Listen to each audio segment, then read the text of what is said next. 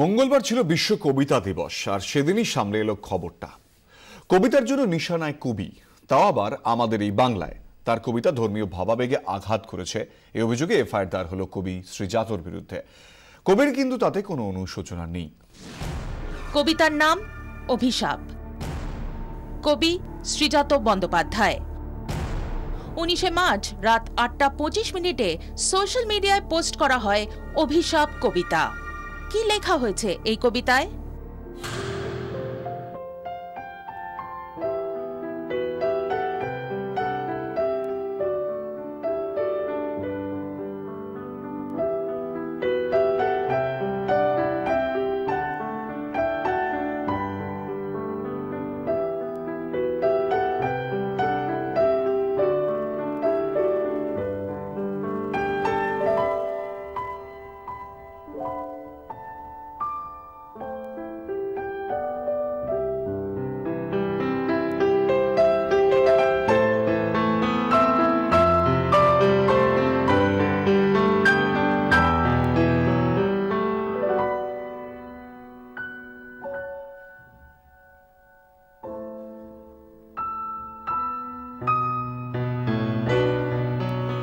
Social মিডিয়ায় এই কবিতা সামনে আসার পর শ্রীজাতর বিরুদ্ধে এফআইআর দায়ের করেন অর্ণব সরকার নামে এক কলেজ ছাত্র।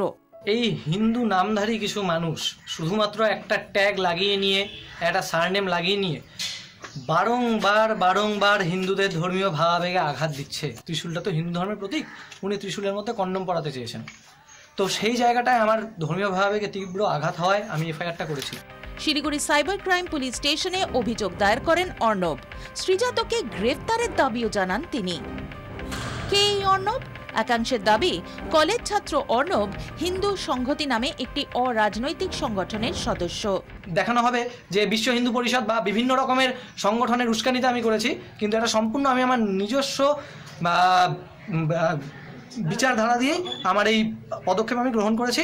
তবে হ্যাঁ, আমি আমার সংগঠনের দাদাদের সাথে যোগাযোগ করে নিয়ে আমি যা করার করেছি। যে কবিতা ঘিরে এত বিতর্ক, তা উত্তরপ্রদেশে বিধানসভা ভোটের ফল এবং যোগী আদিত্যনাথের মুখ্যমন্ত্রী হওয়া প্রসঙ্গে লেখা।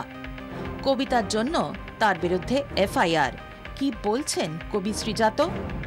আমাদের সহিষ্ণুতা কমতে কমতে কোথায় এসে দাঁড়িয়েছে, এটা ভেবে আমার খুব খারাপ লাগছে। কারণ আমি অবশ্যই কবিতাটা একটি ঘটনার প্রতিবাদে লিখি, এবং স্বাভাবিকভাবেই এইরকম হাজার ঘটনা আমাদের চারপাশে ঘটে চলেছে।